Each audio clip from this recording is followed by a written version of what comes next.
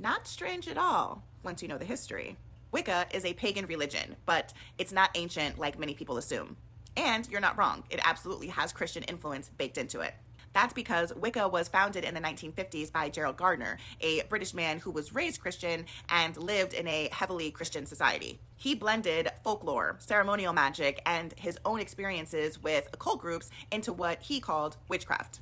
He claimed it was a survival of ancient tradition, but in reality, he curated Wicca using pieces of old pagan beliefs and modern Western influences, especially Christianity. But why did he do this?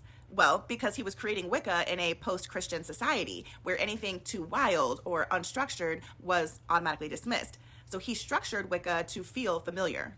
The god-goddess binary mirrors the masculine-feminine duality of Christian theology, like God and the Virgin Mary, though Wicca sees them as equal. The Wiccan Rede, "And it harm none, do what ye will," is basically a mystical remix of Christian morality, like do unto others, with a poetic twist. The threefold law, or the idea of karma coming back times 3, echoes the Christian concept of divine justice or consequences. Even ritual tools and altars are organized in ways similar to Christian ceremonial setups. Wicca is pagan in that it's earth-based, polytheistic, and draws from pre-Christian traditions, but it's not ancient or untouched. It's more like neo-paganism, and it's shaped through a very Christianized lens to make it palatable. And that's why it's often seen as the entry-level pagan path because of that accessibility. That's not a bad thing, it just is what it is. But calling Wicca the pagan path erases a lot of older, raw, and culturally rooted practices that existed long before Gardner decided to write it all down.